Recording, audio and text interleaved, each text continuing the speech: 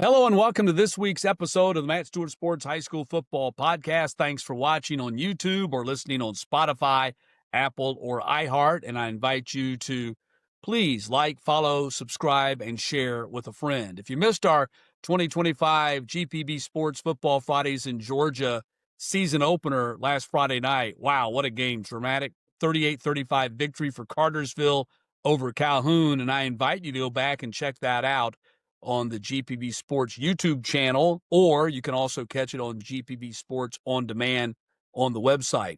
I also invite you to join us this week for another incredible matchup of GPB Sports Football Fridays in Georgia as Douglas County plays at Buford. It'll be our first ever visit, of course, to the new Philip Beard Stadium that everybody's talking about, and that'll be Friday night at 7:30 on GPB. Please tune in.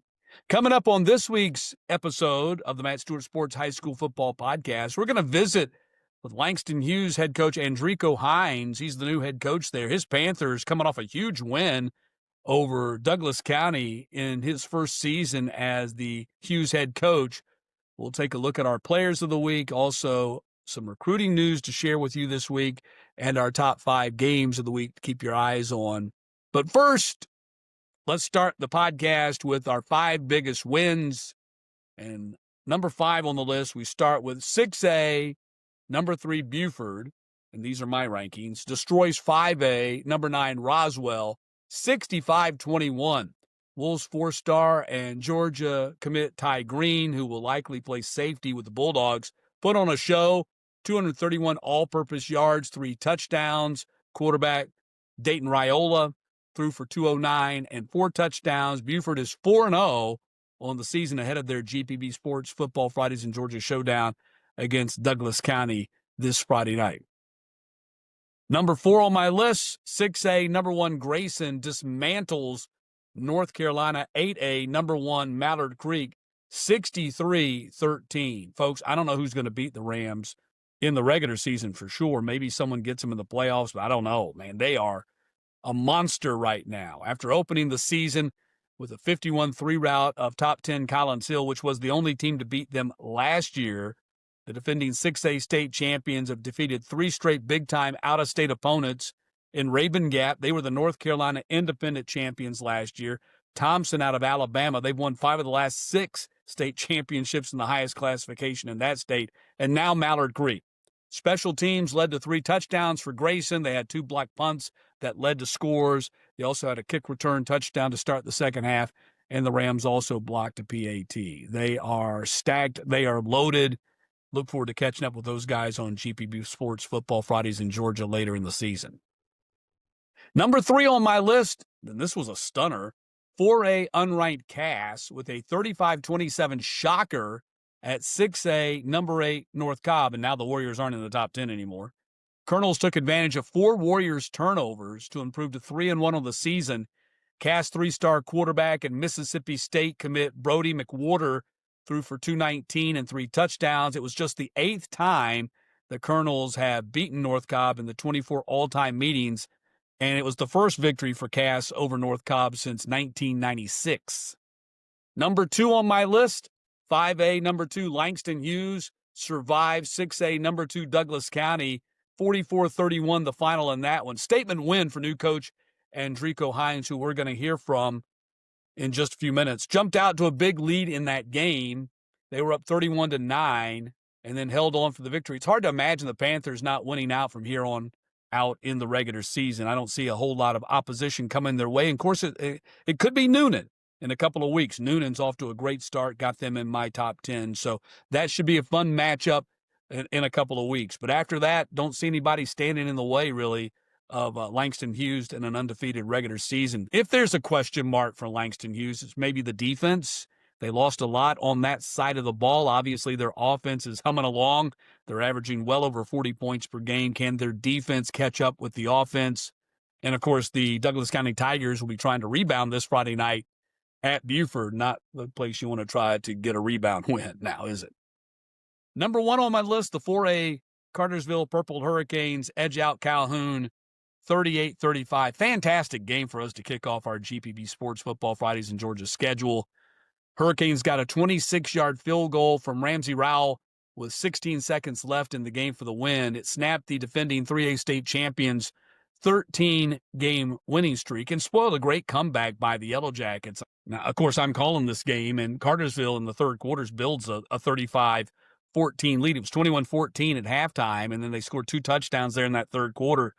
And they look like they've taken over the game, but Calhoun came back, took advantage of some mistakes, some penalties on Cartersville, and then they recovered an onside kick and then scored off that. And before you know it, we had a game again, and then Cartersville ends up pulling it out on that, last-minute field goal.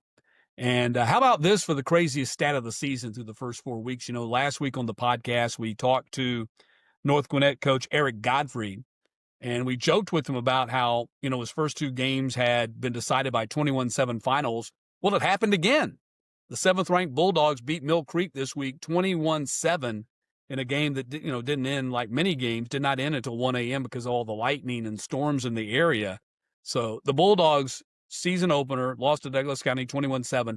And now their last 2 wins over Colquitt and Mill Creek have been 21-7 scores. That's just the craziest thing. I don't think I've ever seen 3 straight games where the final score was the same for a team to start the season. Just nuts. So not going to go through all my rankings here because there's, of course, 80 different teams, but you can find my rankings in 3 different places. You can go to X, Twitter, at Matt Stewart TV. I got them all there. You can go to my Facebook page at Matt Stewart Sports. I got them all there. Or my Instagram at Matt Stewart TV Sports, and you can find them all there. So just way too many just to go through them all. But I do say I do have 2 number 1s this week. In 1A D1, the Heard County Braves have moved up to number 1 after Toombs County got beat by Rome this past week. That's not a bad loss for Toombs by any means. Rome's a 5A school, and of course they upset them last year, Toombs did. But new number 1 there, Heard. And in the private class rankings, Hebron Christian takes over the top spot after Savannah Christian got beat by, one of the best, if not the best private school in South Carolina, Oceanside Collegiate. So there you go. That's my rankings, and you can check them all out, like I said, on Twitter, on Facebook, or on Instagram. Time now to salute my players of the week. And at quarterback, I'm going to go with North Hall Jr. Alex Schleiman. He threw a 27-yard touchdown pass on the final play of the game to lift the Trojans to a 51-49 win over East Hall. And that was another one of those games that ended like at 2 a.m. He was 23 of 32 passing for 419 yards. Alex Schleiman of North Hall is my quarterback of the week. Running back of the week, that goes to Manchester GPB Sports. Make that kid an offer. All-state running back Darius Favors. 22 carries, 235 yards, 3 touchdowns in the Blue Devils' 46-45 win over Macon County. Wide receiver of the week, got to see this young man in person. Cartersville 4-star Brady Marchese, 9 catches for 191 yards, 2 touchdowns. Man, this kid can fly. I think they posted after the game he hit 22 miles per hour on some of his touchdowns right there. He took a pass and went down the sideline, hit like 22 miles per hour. And I joked, yeah, I can do that too in my car. He's committed to Georgia, rated as high as the number 9 wide receiver in 2026. I think Bulldog fans are going to love seeing Brady Marchese in the red and black. Flipping over to the defensive side of the ball, my defensive lineman of the week is Stevenson 4-star KJ Green. He had 14 total tackles, 5 TFL, 4 quarterback sacks, and a forced fumble in a 27-17 win over Decatur. Green is rated as high as the number 5 edge rusher in the country in 2027. Linebacker of the week, Hoko senior and UConn commit Weston Ard had 5 total tackles, 2 TFL, 2 quarterback sacks, a pick 6 in the Bears' 48-14 win over Warner Robins. And my defensive back of the week comes from that same game and the same team, Bears junior Ja'Cory McCoy. He had 4 total tackles. He had 2 interceptions. In fact, the Bears had 5 interceptions total in that big rivalry win over Warner Robins, 48-14, the final. Special teams, my place kicker of the week, Cartersville, Ramsey Rowell. Already talked about him, hit that 26-yard field goal with 16 seconds left to lift the Purple Hurricanes to that 38-35 win over Calhoun. My return man of the week goes to Langston Hughes, 3-star running back in FIU. That's Florida International, by the way. Commit Quantavious Wiggins. He had a 99-yard kick return touchdown. Also had a 72-yard run from scrimmage in that game as well for a touchdown. And all-around players, I got two of them. I mean, I couldn't not go with one of them. I had to use both of them. They were just spectacular nights for both these guys. For Buford, who we're going to see this Friday night on GPB, 4-star in Georgia commit Ty Green had 231 all-purpose yards, had a 66-yard punt return touchdown, a 30-yard pick six, and a 22-yard touchdown run. Of course, he's rated as high as the number 6 safety in the country. My other all-around player of the week goes to Rabun County's Reed Giles. We've talked about him before here on the podcast. He was 7 for 204 receiving, had a 99-yard kick return touchdown. He was 12 for 111 yards rushing, 3 touchdowns, including the game winner, scored a 22-yard touchdown run in the final 2 minutes of the game as Rabun County won a shootout over Dalton. Like, follow, subscribe, and share with a friend. Time now to bring in Langston Hughes head coach Andrico Hines. Coach Hines, thanks a lot for being with us, and congratulations on the 3-0 season start. Hey, man, thanks for having me, and I appreciate it. You know, a 44-31 shootout over Douglas County on Friday night, huge rivalry game for you guys. You told reporters after the game, quote unquote, we finally finished. How big was that win for your team as you enter region play this week against Banneker? I think it was huge. I think it was a big measuring stick for us to kind of see where we are among some of the best teams in the state. Like I said, I thought in the spring game, we didn't really finish. The Buford game, we kind of had some issues finishing. So I kind of, really wanted the guys to finish, versus a really good, competitive, well-coached team. And I thought we did a pretty good job.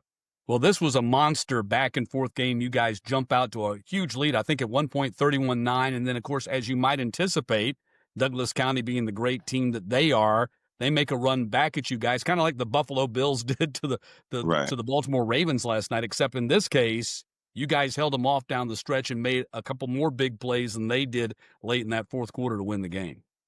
Yeah, I thought they did a great job of continuing to fight. I think we had a couple injuries and sort of kind of allowed us to kind of change some coverage and some of the things that we were doing earlier to kind of help us.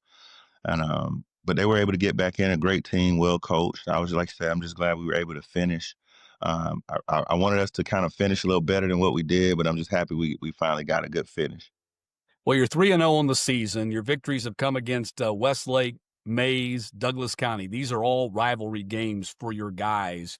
You've averaged 44 points per game in the process. Could the first 3 games of the season for you as the Panthers head coach have gone any better?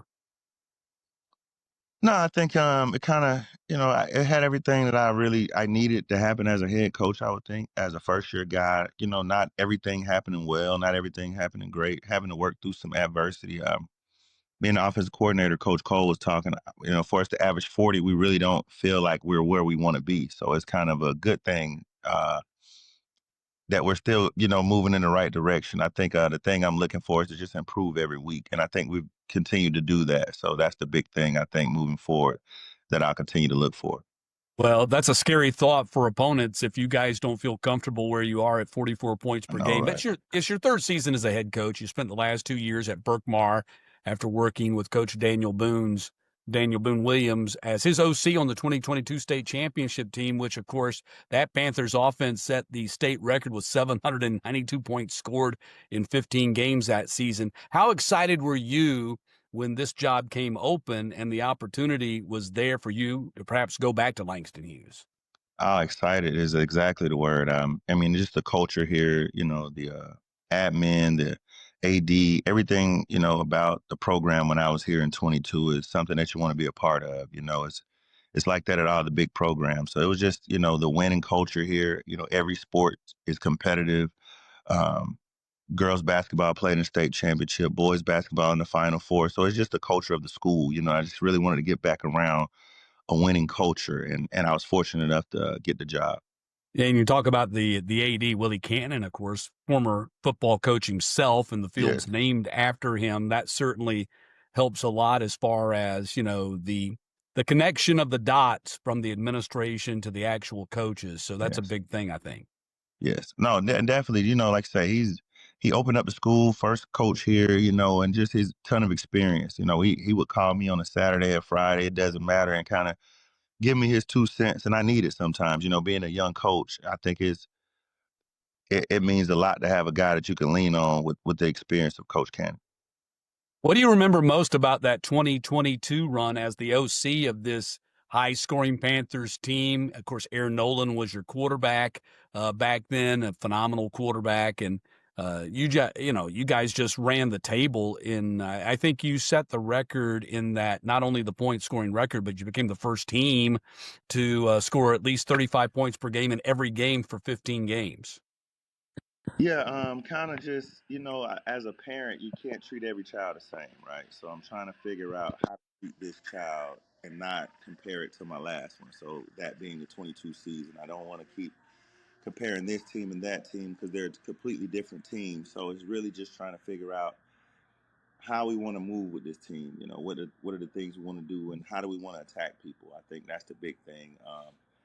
But just trying to get everybody the ball, make everybody happy, kind of like in 22. But I thought the thing that I really focused on was I felt we got better every week. As weird as that was, I thought we improved in some aspect of the game every week. If it was pass pro run game, and that's kind of what we're doing now is improving every week at some area.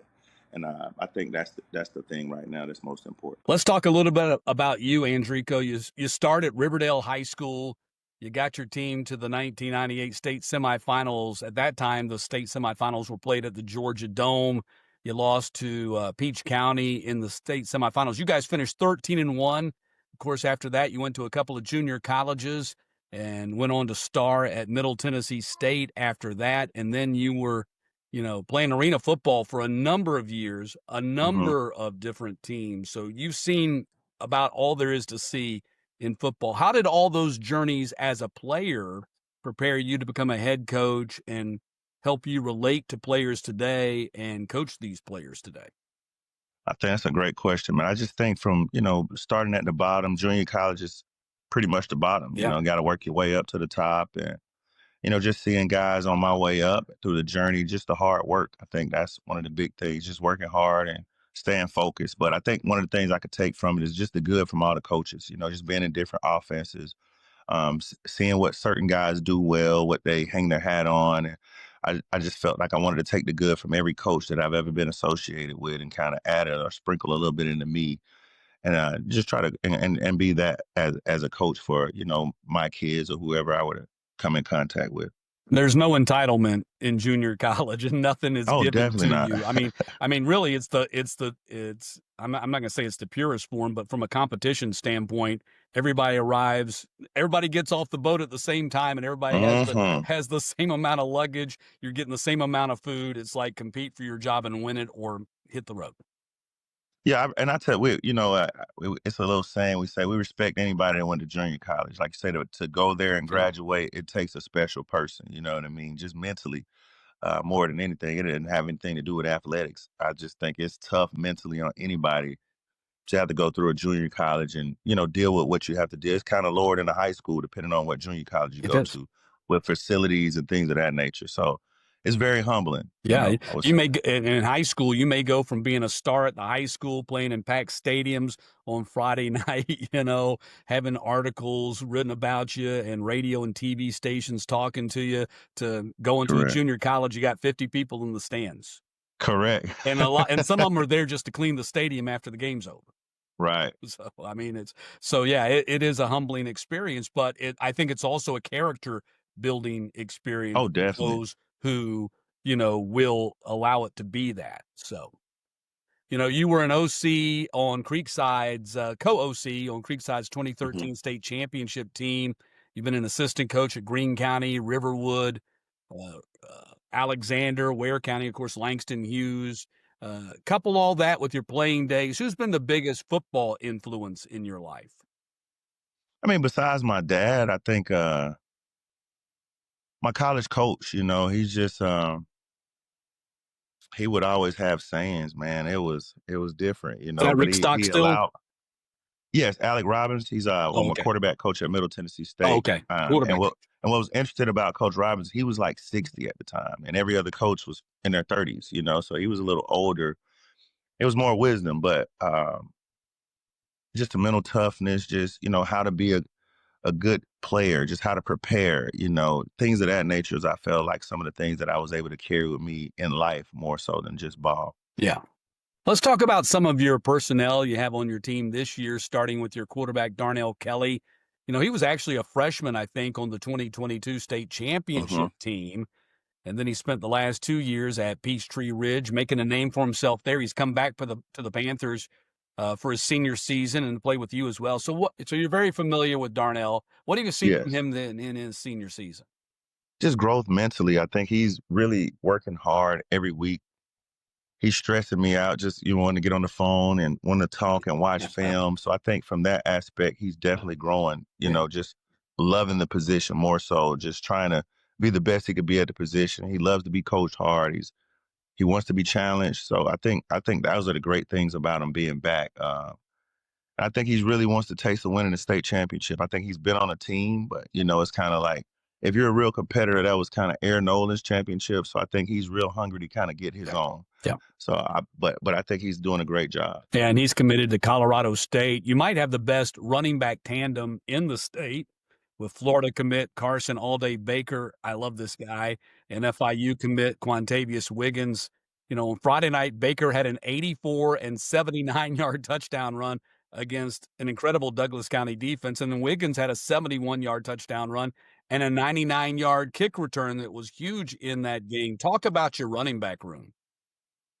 I think the whole summer, I think they bought in. I kind of when I got here, I wanted to challenge those two just for being leaders on the team, And I was saying if you guys could compete at a high level, I think everybody else who want to compete at a high level. But it's just you guys competing against each other the whole summer, and whatever drills we would do, I would kind of put them against each other to compete. And I think that kind of made them come closer together, but it also made them want to go harder. So I think, like you say, when Quantavious scores a touchdown, Carson wants to come in and score a touchdown. So it's a great deal of competitive, but I think they root for each other. So it's a good thing on both ends to just have those guys to have each other back. I don't think it's any selfishness. I think that's the good thing about it. They're true teammates, and I think with them and when they go hard and when they push each other, I think it forces everybody else to have to pick it up a little bit. Yeah, Carson's not at the top of the recruiting rankings in the running back class. I mean, he's got a 4-star rating, which is great, but I haven't seen anybody better than that guy. Nah, I mean, I tell you this. Quantavious Wiggins is they complement each other well. I Yeah. think that's the big thing. I think they complement each other, and I think their personalities complement each other as well too. Because Carson could be a sore in somebody's side because he doesn't start, but he's not. He's a great teammate. He's a great leader. He buys into his role, and when it's his time, he wants to be the guy. So I think they bought into whatever it was before I got here, and I'm glad to have, so I don't have to try to figure it out myself. Yeah, I like them both. I think they're both outstanding. In your wide receiver room, you lost a lot from last year's team, but you're bringing Yeah. Jamarian McKinney from Dutchtown, a great wide receiver, probably a little bit under the radar in my book. Probably should be Yeah. getting more offers than he's got. And then, of course, you got Mhm. 4-star tight end, Florida State commit Xavier Tiller. Tell us about your pass catching game.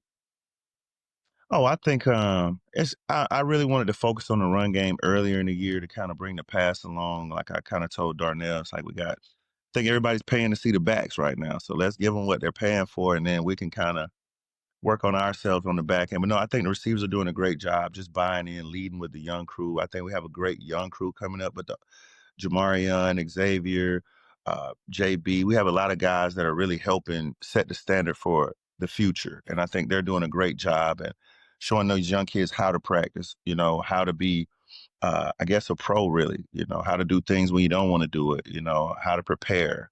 So I think they're doing a great job of just setting examples of, and they're not complaining right now. I think that's a great job.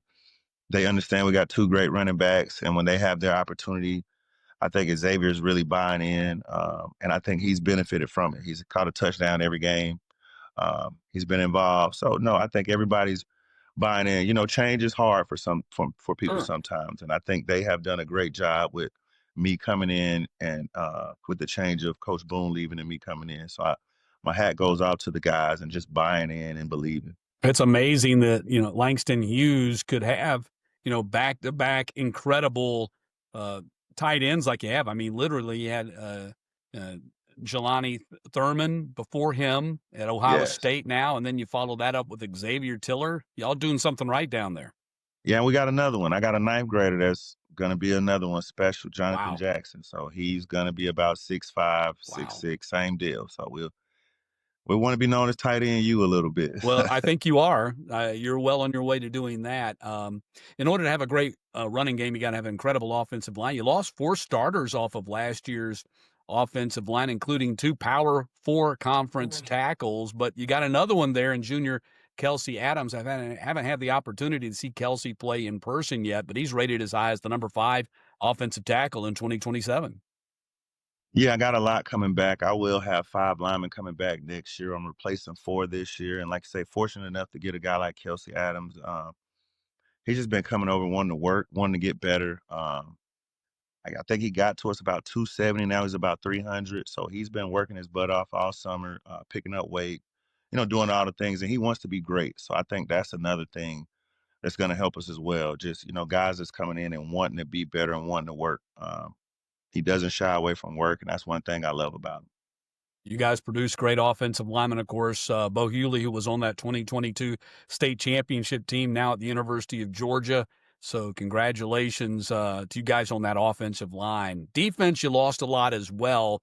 You did bring back Ajay Griggs and Keyshawn Braxton at that linebacker spot, and Julian Byrd added at the corner spot. And Keyshawn just recently committed to Eastern Michigan here in the last couple of weeks. I've always been a big fan of Keyshawn. I think he's highly underrated. And I think, Me when he too. gets to the college level, he's going to prove a lot of people wrong because I think he is going to end up performing and producing much higher than the recruiting projection and expectation for that guy. No, I agree. I think he's an edge, kind of been playing out of position a little bit. I think we've been having his hand in the ground, and I don't think he will probably be that in the college. I think he'll be a stand-up guy, outside back or edge type deal. So we're kind of moving into some of those things this year to kind of get him prepared for that next year, and I think he's benefiting from it. But kind of like you alluded to earlier, I think he's a great kid, man. I love him to death. One of the leaders of the team, and I joke with him all the time, just about getting to the quarterback, just, doing the right thing because he wants to sack the quarterback every play. And I tell him all the time, just make the play that comes to you. Don't make every play. That's our thing. And because Keegan will try to make every play. And, you can't be mad about it. But just kind of want him to calm down a little bit. But no, Matt, he's one of my favorite guys here, to be honest with you. Just love his personality, love his work ethic. And I agree with you. I think he'll be a sleeper. Yeah, I think we're going to be talking about this young man for many years to come, long after he's left Langston Hughes. So I'm looking forward to watching, what he does in his career. My final question for you, 5A is incredibly deep. There's Hmm. probably 5 teams, in my estimation, that could win the state championship. You're one of those 5 teams. What does your team have to do, if anything, or improve on anything, in order to make sure that they're that team at the end of these 14 weeks that wins the state title? That's a great question. I agree. I think it's about 4 or 5 teams as well. I just think we have to play Langston Hughes ball, not look ahead at anybody, and just continue to get better week to week, and just focus on the things that we need to. I think, like you say, some great football coaches in 5A, some great teams in 5A. Langston's been there for the 3 of the last 4 years playing for a state championship. So I think we kind of know the expectations of what to expect. It's just taking care of our business, doing the things that we need to do to get out. Like I said, the DC game was 31-9 at a point. We really just got to finish stronger and make sure we do the small things to just live to see another day in the playoffs. Like you say, it's very competitive. Coaching gets way better in the playoffs. So we just hopefully we're healthy and we could just compete at a high level. Well, Andrico, thanks a lot for being with us. Congratulations. I'm excited to see that you're there at Langston Hughes. You got a team that can compete for the state championship. I remember when you were playing at Riverdale. I remember when you were playing at Middle Tennessee State. I'm glad to see that your career path has led you to this program. Matt, you're showing your age a little bit, so don't Dude, I don't say am you old. remember me from all those No, I years. do, but I do remember you from all those years. So, Nah, I know. I really appreciate you. Thanks for your coverage. You never need anything, Matt. Please give me a shout. yes, sir. Thank you very much. Look forward to catching up with you later in the year. Sounds good. Take care. Great to catch up with Langston Hughes coach Andrico Hines. First time I've ever talked to Andrico. I've followed his career, as I mentioned in our conversation, but first time I've ever visited with him. So I have a feeling we're going to be talking to Coach Hines a lot this year and in the years to come with that Langston Hughes program. All right, like, follow, subscribe, share with a friend, whether you're watching on YouTube or listening on Spotify, Apple, or iHeart. Let's start the second half of the podcast here with some recruiting news. It's been a while, a couple of weeks that were just really dead there where no activity was going on, but we finally have some more recruiting news to report here in the state of Georgia. And let's begin with North Oconee 2027 three-star safety Harrison Luke. He committed to Clemson over 6 other offers. This is not a big surprise whatsoever since Harrison's dad is Coach Matt Luke. He's the Tigers' offensive line coach. And, of course, you probably remember him as the former offensive line coach for the Georgia Bulldogs. So Harrison Luke going to follow his dad there and play for the Clemson Tigers. Northgate, 6 foot, 210-pound senior linebacker Bryson Davies committed to Marshall over 8 other offers. Sprayberry, 6'1", 180-pound senior safety Noah Voltaire committed to Austin Peay over 6 other offers. And Banneker 3-star offensive tackle Jared Doty decommitted from the Georgia State Panthers.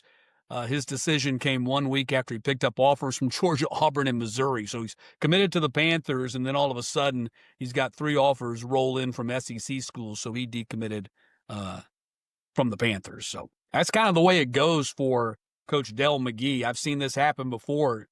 Coach Dell McGee is such an outstanding recruiter. He goes and finds these players that nobody really knows about. He uncovers the diamond in the rough, and as soon as he uncovers these players, teams, his former employer, Georgia being one of them, Auburn and Missouri, they look and they say, wow, if Del McGee thinks this guy's good, he must be really good.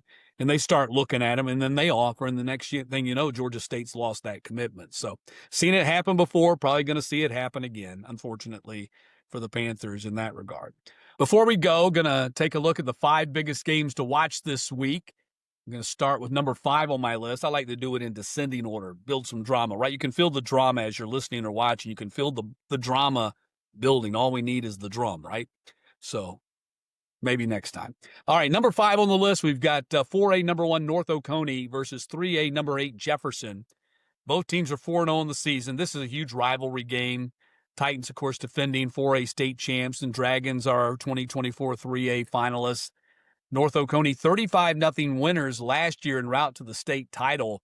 Highest rated players for North Oconee, you got 4-star Georgia commit Kamari Brooks, rated as high as the number 13 edge in 2026, and Jefferson 4-star Clemson commit Max Brown, rated as high as the number 9 linebacker in 2027. That should be a heck of a battle right there. Number 4 on my list, I have 6A number 9 Colquitt County at 5A number 4 Lee County.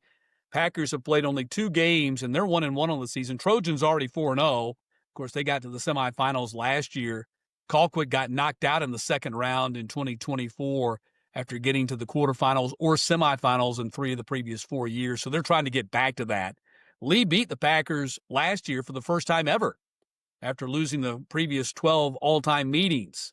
So this should be a heck of a ball game. Highest rated players to watch here, Colquitt County, of course, 4-star Georgia commit Jay Lamar. He's rated as high as the number 11 running back in 2026. And for Lee County, you got 4-star Stanford commit Lasiah Jackson. He's rated as high as the number 14 cornerback in 2026. Number 3 on my list, you got 4A number 4 Blessed Trinity at 5A number 5 Milton. Titans 3-0 on the season, defending 5A state champion Eagles are 2-1. Just the second all-time meeting between these two teams. Eagles beat BT 28-14 last season on the way to their historic 15-0 record and number 1 national ranking among public school programs. It was the closest game that Milton played in their final 12 games on the way to the state championship. Highest rated players, Titans 5-star DJ Jacobs. He is rated as high as the number 1 edge rusher in 2027. Milton 4-star Grant Haviland. He's the highest rated player for the Eagles, and he's rated as high as the number 1 tight end / wide receiver in the 2027 class. Number 2 on my list, you got 6A number 3 Carrollton at 5A number 3 Gainesville. Trojans are 4-0. Red Elephants are 3-0. Carrollton got to the state finals last year with now Colorado freshman quarterback Juju Lewis at the helm. Gainesville, they're looking to rebound here in 2025. Looks like they're doing that. Had a disappointing 7-4 first-round exit last year. This is just the fourth all-time meeting with Carrollton winning 45-16 last season. Highest-rated players for the Trojans, it's four-star Michigan commit Dorian Barney. He's rated as high as the number 15 cornerback in 2026. And for Gainesville, it's five-star Alabama commit Elijah Griffin. He is rated as high as the number 1 linebacker in 2026. And number 1 on my list, 6A, number 4, Douglas County. At 6A, number 2, Buford. This is your GPB Sports Football Fridays in Georgia Showcase Game of the Week. Tigers 3-1, Wolves are 3-0. Buford off to a tremendous start playing in their brand new $62 million Philip Beard Stadium. They got wins over 3 top 10 teams, Milton, Benedictine, and Roswell, and they've outscored those 3 opponents by an average of 42-16. Douglas County, as we've already talked about here on the podcast, looking to rebound from their first loss of the season when the Tigers were beaten at high-powered Langston Hughes 44-31 last week. This is the third all-time meeting with the Wolves winning 31-14 last year in Douglasville. And, of course, both these teams would go on to reach the 6A semifinals. Both these teams are a who's who of recruiting, the highest-rated players to watch in this game. But, I mean, there's so many of them, but we'll just do the highest rated because we only have so much time. Buford five-star Texas A&M commit Bryce Perry Wright, rated as high as the number 2 edge in 2026. And Douglas County four-star Aaron Gregory, who is also committed to the Aggies and rated as high as the number 10 wide receiver in 2026. So that's going to be a heck of a game, and I invite you to join us Friday night at 7:30 on Georgia Public Broadcasting, GPB TV, for the GPB Sports Football Fridays in Georgia Game of the Week. Going to be a lot of fun. Join me with Wayne Gandy and John Nelson on our GPB Army out there in Buford. Look forward to being in that stadium, too. I've heard it's spectacular, and this will be the first time I've been able to step inside there and call a game. So join us on Friday night. That'll do it for the podcast. Again, like, follow, share, subscribe, tell a friend about it, and we'll see you next week on the Matt Stewart Sports High School Football Podcast.